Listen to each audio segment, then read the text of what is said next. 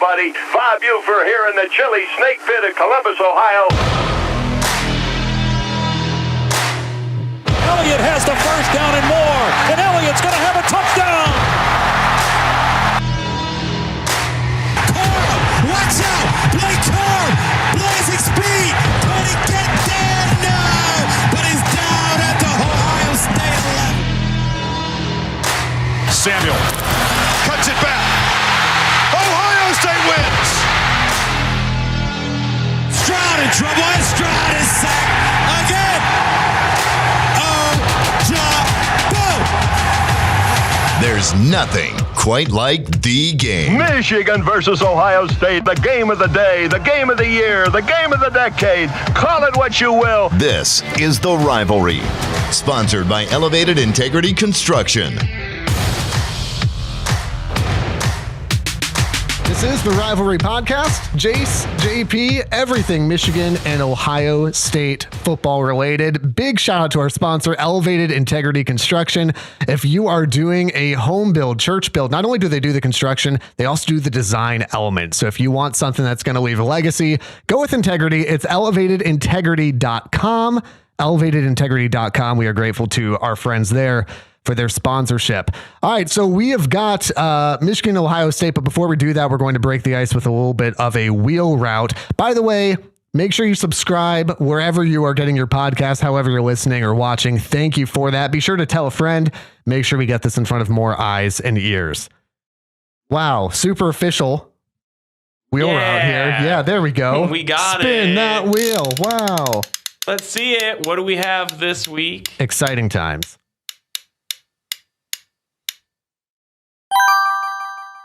Upset. Oh, No. it juked me a little Favorite bit. That player was past that. definitely on upset. Looked like Colorado State trying to tackle Blake Corum. That's exciting. Favorite player past present. I guess on your team. So I guess go with Ohio State. Well, and let's go present. Let's go present day. I'm not even going to Ohio State. So what I have, because cool. Great. Why would we? It's the Rivalry Podcast. Why would we do something about Ohio State? It's easy to pick your favorite player from your own team. So I wanted to go a little separate. My favorite player between Hawaii or Arkansas State is This can't be real. Quarterback GOAT, Colt Brennan. Wow. From the they went 12-0 that year, Yeah, didn't he they? was a 13-0, stud. something like that. That dude was so good. Yeah. He's no longer with the team, and Hawaii is now absolutely terrible. But sure, that's a great pick. That's a great pick. I guess to spice it up, I'll do favorite player currently on Ohio State just to make things a little interesting. Is it none of them? It is. How long did this take for you to find? Man, I'll say for right now, I'll say Tommy Eichenberg. Okay. Just because he had, and we'll talk about that later, but just because he had such a phenomenal game in a game where you had something to prove on the defensive side of the football for Ohio State.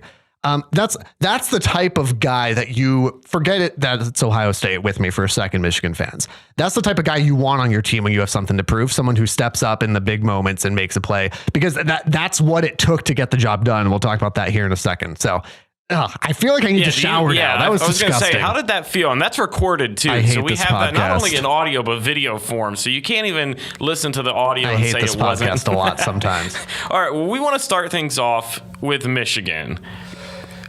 I have so many questions. What questions do you have? They won by 1,000. Yeah, I mean, it went about as everybody expected. You know, beating Colorado State 51-7. The defense, I thought maybe would take a step back. That just wasn't the case at all. They said everybody eats. 7 sacks, 11 tackles for loss, an interception thrown in there. But my question for you, and I want to hear your thoughts on the game. I know where this is going, and I don't want to talk about it. The quarterback, McNamara. There it is. After the game was asked his thoughts, and I think some of this is just people reading a little bit too much into it, but I want to hear your thoughts. It's kind of a two-part question. Okay. So his official quote it's like was the him ACT saying, over here. Goodness. It was kind of a thing when he was asked about Harbaugh not choosing a definite starter, and he said, yeah, it's kind of a thing that I wasn't expecting. By the end of camp, I thought I had my best camp and put myself in a good position. So I think the article I read was saying that he says he's unhappy. I don't read it as that. As just an outside fan, I think any athlete wants to be the starter. I think that's it. Especially when they feel like they were good. What else is he supposed to say? But my questions to you, Jace, your initial thoughts on that response, but then unbiased opinion. Don't make me pick favorite kids. You're going into week 2. Yeah. Who do you want as the starting quarterback for the Michigan Wolverines? Okay, so there's a lot in there. So I agree. I think that's a fair assessment on Cade. No, I think here's what I want to believe and what I think is probably happening. He's going to be asked that question. That is a really difficult question to answer for exactly what you just said. No athlete is going to say, no, I don't think I should start at all. In fact, I had a terrible fall. You know what I mean? Yeah. No one's going to say that. By the same token, though, it left, I felt like it could have been more clear because it almost felt a little bit whiny. And I'm not saying that it was, but it kind of got you can read into anything when someone says, that's the decision coach went with. Hey, like I felt like I had a really good fall camp. I was surprised by it, but that's not my call. That could go either into the whining camp or it can be, that's just the reality. And I'm going to choose to believe this kid was the starting quarterback for what's now the defending Big Ten champions. He's still in a quarterback 1 battle to start again this year. He knows he didn't have the best game against Colorado State. It wasn't bad, just wasn't terribly impressive. It was pretty pedestrian. I guess what do you want him to say there? And so I feel like it's a lot of just, that's the reality. And the kid is also a captain. I have a hard time believing he's coming out of Colorado State as a team captain complaining about the fact that he's not the starter. I feel like it may be a lot of pressure on himself. Yeah, it's unconventional. It maybe was surprising, but I'm not going to read too much into it unless he gives me more reason to read too much into it. I don't love it because I felt like it could have been more clear.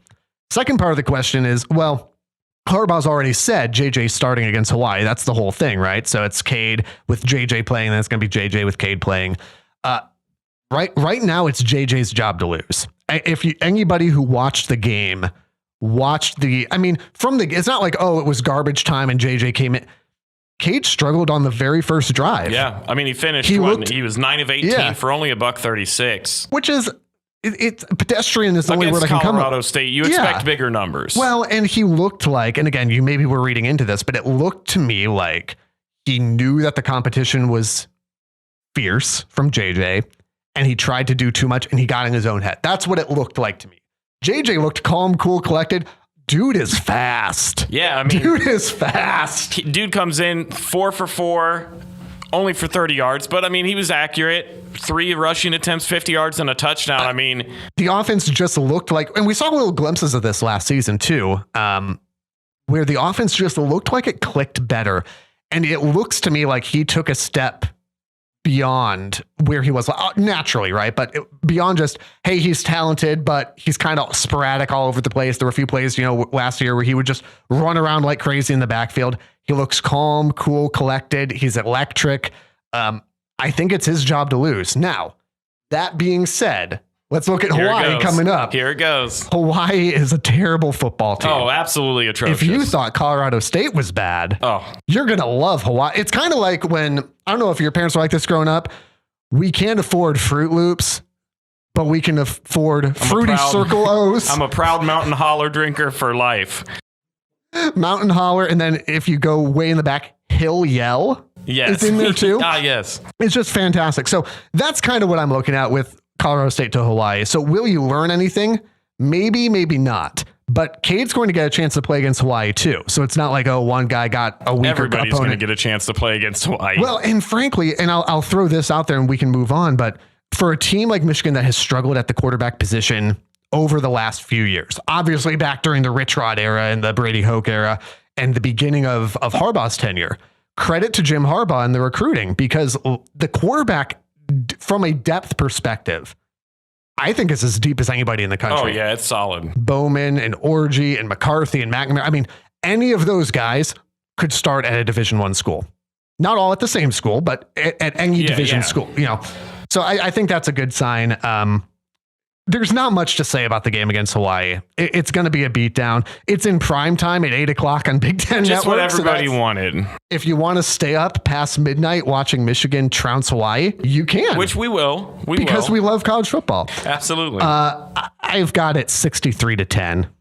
Okay.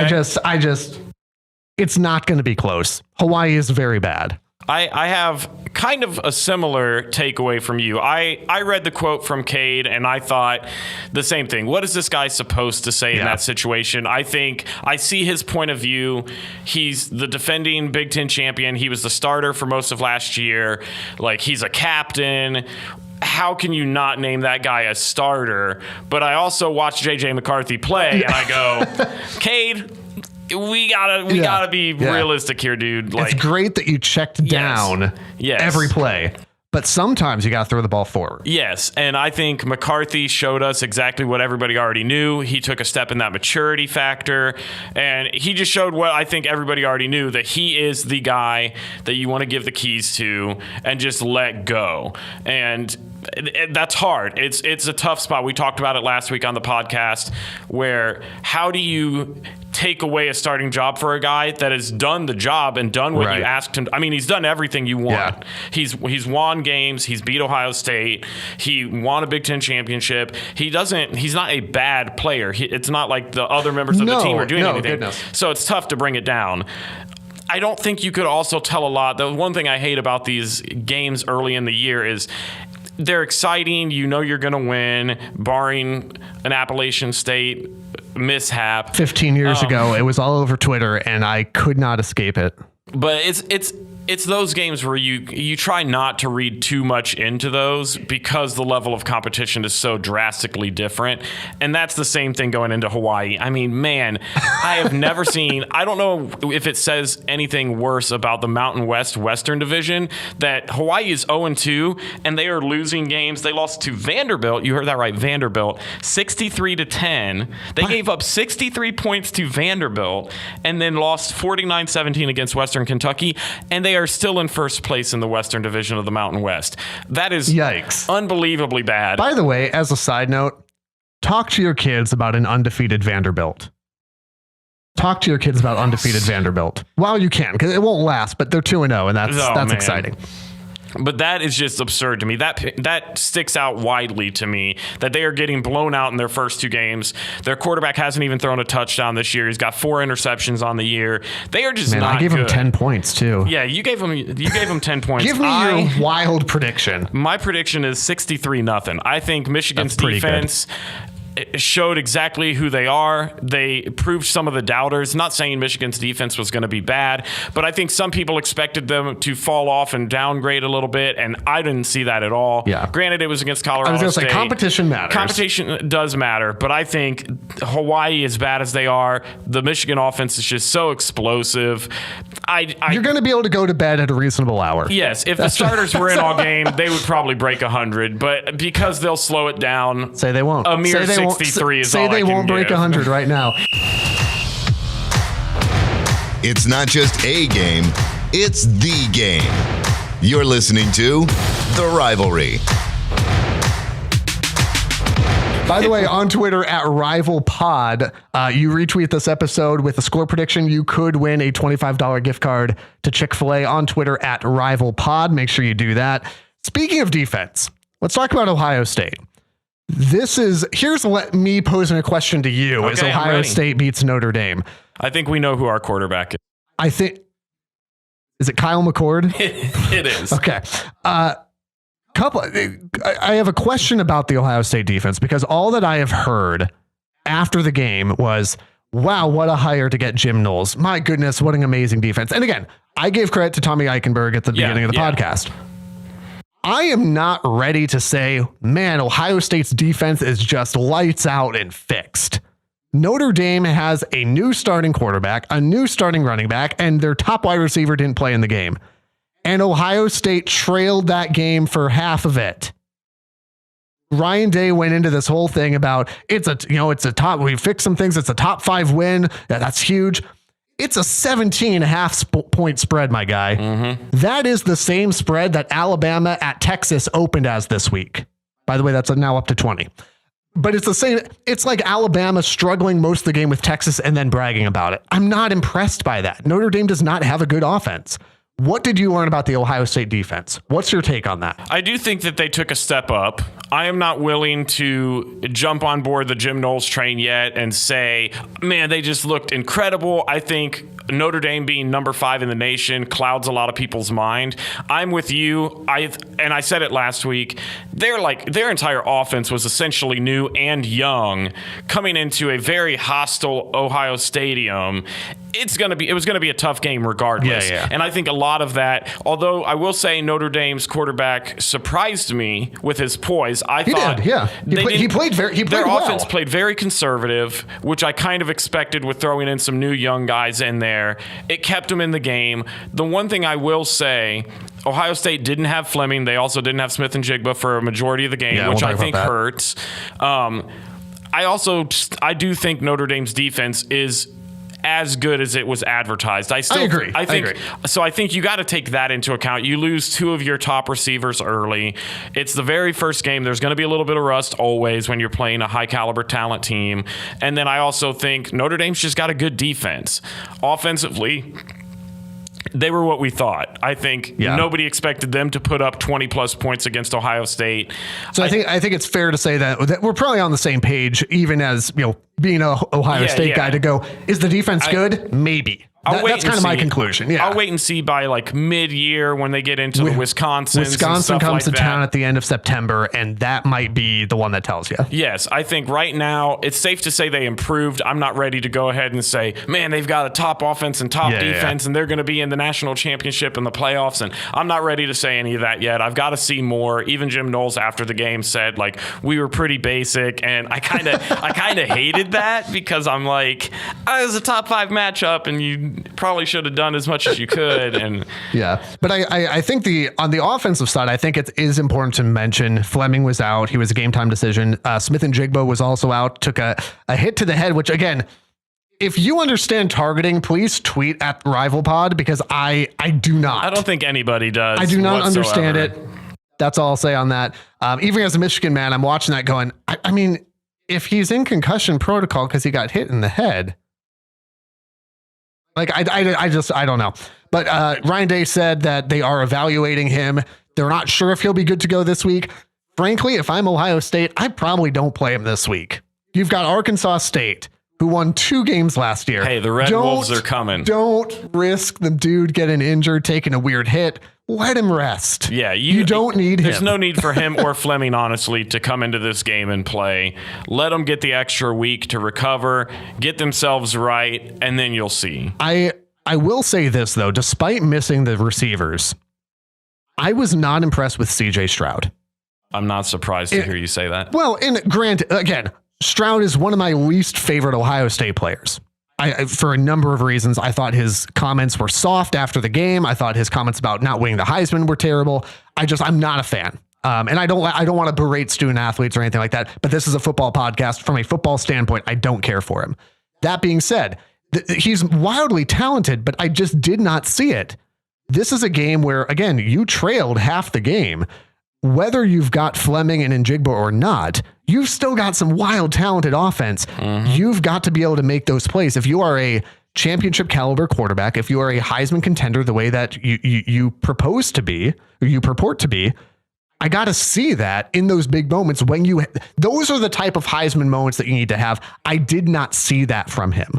Am I being a homer? Am I off base here? No, I would say your assessment is fair in a sense. I look at his stats, 24, except for where it's trash. Except for every part of it. I look at his stats, 24, 34, 223, 2 touchdowns, no interceptions. It was a very clean and basic game from him. I still think you got to give him a little credit. It was against a top 5 team in the nation with a very, very good defense. He didn't make mistakes. In the second half, he was making some incredible throws in tight pockets that I think showcase just what talent he actually has. I would go on board with what you're saying, though, of when you're talking a Heisman level, these are the games where you can't just get away with doing a clean, basic game. Right. You can't. It was a very Cade McNamara game. He didn't do enough enough. He didn't do I anything. hate how fair that is. I absolutely hate how he didn't good do that anything to assessment lose is. the game. Yeah. But I wouldn't say that he was the reason that we won the game. Now I I'm- think now I'm a upset. combination of the defense. Well, that's what the whole point is to get you riled up.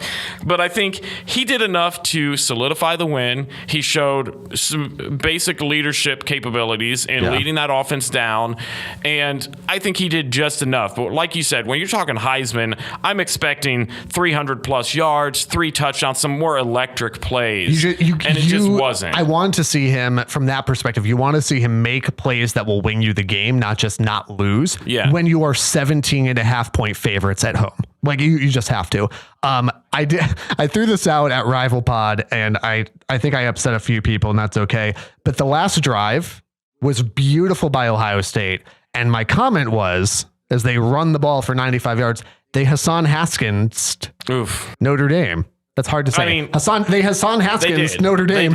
And I was like, oh man, they learned something from that. That was exciting. I wish Notre Dame had tried more of that, because I think it would have been a little more successful. But man, again, credit to Ohio State. At the end of the day, you got the win. It doesn't really matter how pretty it was. I have my concerns. I have said my piece, but you still won a top 5 football game. And I think it shows a lot at the end of the day. Trailing at half, you go up, and now the second half was just complete dominance. I mean, the fact that they could have easily went into halftime, head hanging low, man, because they all know they were 17.5 points. It's dumb if they try to say they don't. Everybody in that locker room knew they were favored by a massive amount.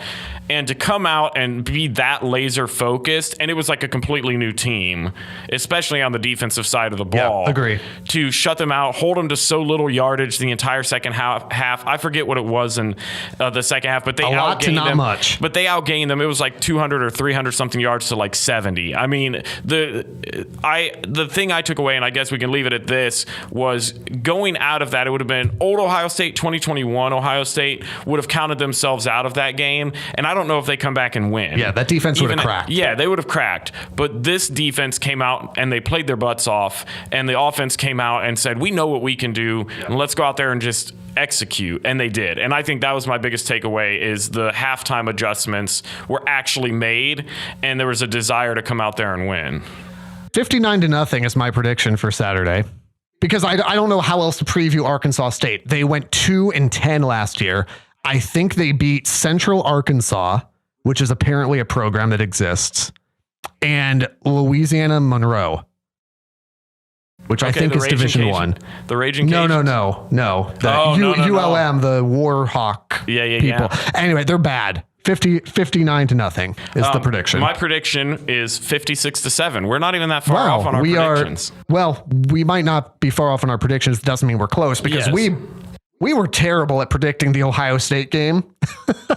Was absolutely awful. Congratulations to Haley on Twitter. 21-7 Ohio State is what she picked. Zero idea how she came up with Whatever you know, and however you know it, if you want to share that with us in the future, that would be much appreciated. Your chance to win, again, $25 Chick-fil-A gift card this week. On Twitter at RivalPod. Just retweet this episode, put a score prediction for Ohio State game, Michigan game, both, whatever, and you've got a chance to win as well. JP, Rutgers to the Rose Bowl before we close out. You are repping the, is that home field also? It is home field. Not a sponsor, but if they want to, you are welcome to. Rutgers to the Rose Bowl. We're feeling great. A win We're feeling on the great. road at BC. Hey, the Gavin Wimsatt era is here. And not even that great. It was more like the Evan Simon and Gavin Wimsatt era. Kind of a hot mess. Nobody knew this, or at least I wasn't aware, that Noah Vidal was actually out with an injury, which was news to almost everybody. Shiano playing it close to the vest there. He did. He played it right up until game time. It was announced that he would not be starting. I thought, man, for sure Wimsatt's going to be the starter. We're going to go in there, get a whole full game, and they pulled a Michigan, and they split time between him and Evan Simon. Offense was just as bad as we thought it would be. I think our Evan Simon was our lead passer with 67 yards. Big. How you win a football game with 67 yards passing? Rutgers somehow did it. It's Big Ten football. It's the same way that Iowa beats South Dakota State 7-3. It was a field goal and 2 safeties. It was gross, but gross. I will say, and this doesn't mean Boston College is anybody to really like toot your own horn about, but when you're Rutgers, that's a key win. Schiano starting each of his first 3 years here with bad. a win. Rutgers is so bad. They're not great. They're 1-0 though. Hey, so 1-0. So what's the % chance of Rutgers to the Rose Bowl? Well, I'm going to go ahead. Let me say this first. Last week we said the chance was 100%. I don't think that's how numbers work. But we're going to go with It's weird because my calculator says they're 1-0 and they're right up there with Ohio State and Michigan. So I've got them at still 100% chance for this week because they are playing Wagner. And although it would be the most Rutgers thing in the world to lose to Wagner, I think this will be a game that I can actually watch and enjoy for once because they should hand Wagner a huge loss. I mean, it shouldn't even be close. They got Temple the week after. They blew them out. They scored 60 points, which how Rutgers even score 60 points in a season baffles me, let alone in one game. So I'm going even a week ahead. I'm saying Rutgers is going to be 3-0 going into Iowa. Let's pump the brakes there. Games to watch this week besides Michigan and Ohio State and Rutgers. Thank you. If you want to watch them play Wagner. Yes. Sure. Why wouldn't the you? Seahawks. Noon kick, Alabama and Texas. That game will not be close, but I'm going to pretend. I am excited to watch pretend Ewers, that it is. I am excited to watch Ewers against a legitimate I think it'll school. be fun. I think him, Bijan Robinson. I think it'll be fun. If Texas, listen, hook 'em or whatever for now. For at least one day. 3:30 Tennessee at Pittsburgh should be fun. Mark that one down. And then when Michigan starts blowing out Hawaii, you've got USC at Stanford at night. This is the way that you want college football to be structured. You want a game in each time slot that you can just watch and enjoy. Mm-hmm. So if Ohio State gets kind of crazy, which it will, Alabama, Texas is there. You've got something at 3:30 to kind of, while you do yard work and stuff, and while prep you get for the chores nightcap. done before it's late and you want to watch the actual good stuff. USC at Stanford, they're on the farm while Michigan's playing Hawaii. It's going to be a good time. It's going to be a good time. Again, on Twitter at RivalPod, retweet this episode. You've got an opportunity to win $25 Chick-fil-A gift card. JP, any final thoughts? I've got an upset for you this week. It is Florida over Kentucky. Hot take. Wow. Florida with a big win over Utah as well. And we didn't get to talk about it on the podcast last week, but I actually had them upsetting them. I'm sure you did. So I'm sure you did. I believe Go Gators. Is that the thing now? Sure. Yeah. Enjoy the games. The Rivalry is a production of River Radio Ministries. Want live updates from the show? Follow us on Twitter at RivalPod for live tweets, score predictions, contests, and more. And make sure to follow us wherever you're listening now for new episodes every Wednesday. And if you like what you're hearing, tell a friend so they can listen too.